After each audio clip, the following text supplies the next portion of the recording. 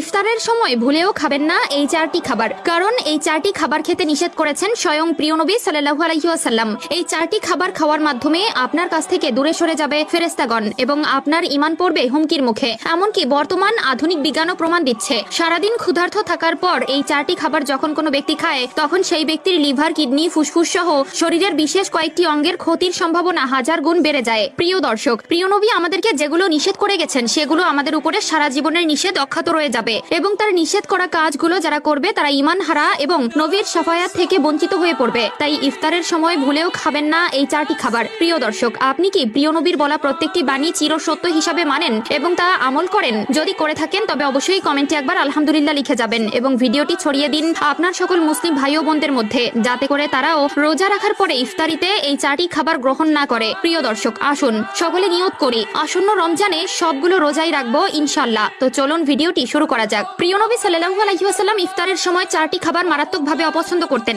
এবং যারা এই চারটি খাবার গ্রহণ করে তারা যেন প্রিয় নবীর ধারে কাছে কিংবা মসজিদের আশেপাশেও না যায় তেমনি হুঁশিয়ারি দিয়ে গেছেন। সে খাবার চারটির মধ্যে প্রথম দুইটি খাবার হলো কাঁচা পেঁয়াজ এবং কাঁচা রসুন। আমাদের মধ্যে এমন অনেক লোক আছে যারা ইফতারের সময় কাঁচা পেঁয়াজ, কাঁচা রসুন খেয়ে থাকে, বিশেষ করে কাঁচা পেঁয়াজ সালাদ হিসেবে খেয়ে থাকে। ইফতারের সময় নানান ধরনের ভাজা পোড়া এবং ছোলা ভুনার সাথে একটু ঝাঁঝালো সালাদ হিসেবে কাঁচা পেঁয়াজ ও রসুন বহুল প্রচলিত। তবে এই দুইটি খাবার ইফতারের সময় প্রিয় নবী গ্রহণ করতে নিষেধ করেছেন, কারণ কাঁচা পেঁয়াজ ও রসুনের পৃথক পৃথক গন্ধ আছে যা দুর্গন্ধ বলা চলে এবং কোনো প্রকার দুর্গন্ধযুক্ত স্থলে ফেরেশতাগণেরা থাকে না, তারা দূরে সরে যায়। তাই তো প্রিয় নবী সাল্লাল্লাহু আলাইহি ওয়াসাল্লাম সেই সকল লোকেদের মসজিদের কাছে পর্যন্ত যেতে নিষেধ করেছেন যারা কাঁচা পেঁয়াজ খায়। তবে এক্ষেত্রে প্রশ্ন আসতে পারে, পেঁয়াজ খাওয়া কি তবে নাজায়েজ? না প্রিয় দর্শক, খাবারের স্বাদ উন্নয়ন করার জন্য পেঁয়াজ ও রসুন প্রয়োগ করা যাবে, তবে অবশ্যই যখন সেটা সেদ্ধ করা হবে তখন সেটা দুর্গন্ধ চলে যাবে। এছাড়া তৃতীয় নম্বরে যে খাবারটি আছে সেটি হলো গরম খাবার। ইফতারের সময় ভুলেও গরম খাবার খাবেন না। প্রিয় নবী সাল্লাল্লাহু আলাইহি ওয়াসাল্লাম